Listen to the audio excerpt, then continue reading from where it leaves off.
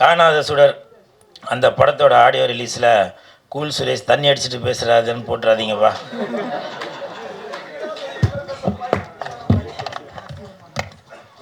இந்த படத்தில் நிறையா சகோதரிகள் நடிச்சிருக்காங்க. அவர்களுக்கெல்லாம் மனமார்ந்த வாழ்த்துக்கள். இப்போது சமீபத்தில் பார்த்துருப்பீங்க, ஒரு அரசியல் உள்ளவர் முன்னாள் அமைச்சர் அவர்கள் ஒரு பெண்களுக்காக குரல் கொடுக்கக்கூடிய ஒரு மேடையில் சினிமாக்காரங்கன்னா உங்களுக்கு அவ்வளோ இலக்காரமாக போச்சாங்க. அவ்வளோ இலக்காரமாக போச்சா? உங்களுடைய கட்சியிலையும் சினிமா நடிகைகள் இருக்காங்க, நடிகர்கள் இருக்காங்க. நீங்கள் யோசிச்சு பாருங்கள். எதற்கெடுத்தாலும் சினிமா நடிகைகள், சினிமா நடிகர்கள். உங்களால் எந்த ஸ்டேஜ்லேயுமே உங்களுடைய தலைவர் ஆட்சிக்கு வந்தால் நாங்கள் அது செய்வோம், மக்களுக்கு இது செய்வோம் அப்படின்னு உங்களுடைய கொள்கைகள் என்ன, கோட்பாடுகள் என்ன, அதை பேசுங்க. அதை விட்டுட்டு நயன்தாரா அவங்க திருமணமாகி 2 குழந்தைக்கு தாயாக இருக்காங்க. நயன்தாரா மட்டுமா சொல்கிறீங்க? திரிஷான்னு சொல்கிறீங்க, கீர்த்தி சுரேஷ்ன்னு சொல்கிறீங்க, குஷ்புன்னு சொல்கிறீங்க. உங்களுடைய கட்சியிலையும் நான் பர்டிகுலராக அவரை மட்டும்தான் சொல்கிறேன் அப்படின்னு சொல்ல வரல. நான் பொதுவாக சொல்கிறேன். இந்த காணாத சுடர் இந்த படத்தோட ஆடியோ ரிலீஸ்லேருந்து சொல்கிறேன். உங்கள் கட்சியிலையும் பல நடிகைகள் இருக்கிறாங்க. சினிமாவிலேருந்து பல சாதனைகள் பண்ணவங்க தான் டாக்டர் கலைஞர் ஐயா அவர்கள். முதலமைச்சரான ஆனவங்க சினிமாவிலிருந்து வந்தவங்க தான் புரட்சி தலைவர் எம்ஜிஆர் ஐயா அவர்கள் முதலமைச்சராக இருக்காங்க. சினிமாவிலிருந்து வந்தவங்க தான் புரட்சி தலைவி அம்மா அவர்கள் முதலமைச்சராக இருக்காங்க. இன்னமும் யாரோ வரப்போறாங்க அப்படின்னு கூட எல்லாரும் நினைச்சிட்டு இருக்கோம். அப்படி இருக்கும்போது நீங்க வேற எதுனா ஒரு ஸ்டேஜில் இருந்தால் கூட ஏதோ வாய் தவறி வந்துருச்சு அப்படின்னா கூட பரவாயில்ல. பெண்களுக்காக குரல் கொடுக்கக்கூடிய அந்த ஸ்டேஜில் ஒன்றும் இல்லை. ஒரு 10-20 நாளைக்கு முன்னாடி கூட பாஜக தலைவர் நயினார் நாகேந்திரன் சார் உங்களுக்கு ஹேட்ஸ்அப் சார், ஹேட்ஸ்அப். நீங்கள் கூட வாய் தவறி அந்த திரிஷான்ற ஒரு வார்த்தையை சொல்லிட்டீங்க. அதுக்கப்புறம் உங்கள் மனமுருகி நீங்களே அதுக்கு ஒரு வருத்தமும் தெரிவிச்சிட்டீங்க. அதனால் உங்களுக்கு என் மனமார்ந்த நன்றி. இப்படி ஒழுக்கமுள்ள சில அரசியல் தலைவர்களும் இருக்கிறாங்க.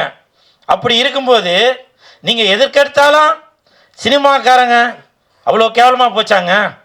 சரி, நடிகையில் விடுங்க, நடிகரெல்லாம் அப்படி தான் எடுத்துக்கிறது. Kamal sir, Sarathkumar sir, Rajini sir, Vijay sir, Ajith sir, இப்படி எல்லாருமே. இப்போ ரஜினி சார். அப்போ சினிமாக்காரங்களாம் உங்களுக்கு எப்படி? உங்களுக்கு ஒரு என்டர்டெயின்மெண்ட்டுக்கு மட்டும்தானா? யோசிச்சு பாருங்க.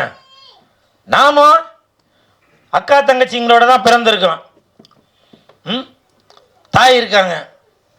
தாய்க்கு அவ்வளோ மதிப்பு கொடுக்கணுங்க. பெண்ணுக்கு தாய் மொழின்னு தான் சொல்கிறோம், தாய் நாடுன்னு தான் சொல்கிறோம். நீங்கள் வேணால் நினைக்கலாம் நான் ஏதோ ஒரு கட்சிக்காக சப்போர்ட் பண்ணி ஒரு கட்சிக்காக ஆப்போசிட்டாக பேசுகிறேன்னு. அட அம்மாலன்னு அவர் பேர் என்னப்பா? கிருஷ்ணமூர்த்தி, சிவாஜி கிருஷ்ணமூர்த்தி சார், உங்களுக்கு தான் சொல்கிறேன். சிவாஜி கிருஷ்ணமூர்த்தி சார், உங்களுக்கு தான் சொல்கிறேன். நான் எல்லா கட்சியில் உள்ளவங்களுக்கு தான் சொல்கிறேன். தயவு செய்து பெண்களை இழிவுபடுத்தி பேசாதீங்க. அது நீங்கள் யார் முதலமைச்சர் ஆக்கணும்னு நினைக்கிறீங்களோ அவங்களுக்கு தான் அது பேக் ஃபயர் ஆகும்.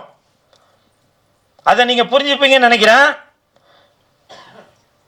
ஒருத்தர் இல்லை, ஒரு மாவட்டத்திலையும் அவங்கவுங்க வாய்க்கு வந்ததெல்லாம் பேசிட்டு வரீங்க. அது மிகப்பெரிய தவறு.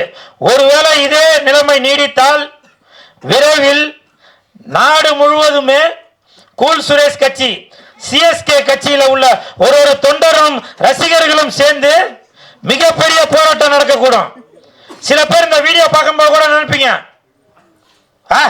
கூல் சுரேஷ் என்ன பெரிய இவரா, அவர் கட்சி இருக்கா அப்படின்னு. இப்பவும் சொல்றேங்க, ஒரு சின்ன எறும்பு தான் யானையே சாய்க்கும். தட்டு. அந்த நங்கூரம் தான் ஒரு கடலையே கப்பலை நிறுத்தும். பார்த்திருப்பீங்கன்னு நினைக்கிறேன். அதனால தயவு செய்து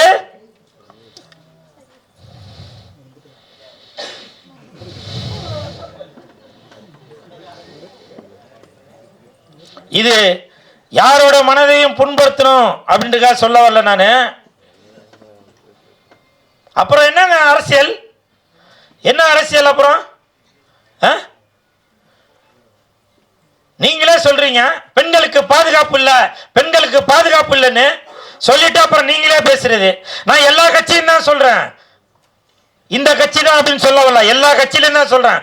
ஒரு கட்சியிலையுமே அந்த மாதிரி வல்கராக பெண்களை இழிவுபடுத்தி பேசக்கூடிய நபர்கள் இருந்துட்டு தான் இருக்காங்க. தயவு செய்து பெண்கள் அந்த மாதிரி பேசாதீங்க. ஆண்களையும் தான் சொல்றேன், முக்கியமாக நடிகர்களை கூத்தாடின்னு சொல்றீங்க. இன்னைக்கு அவங்களுக்கு அந்த கூத்தாடி தான் தேவைப்படுறாங்க.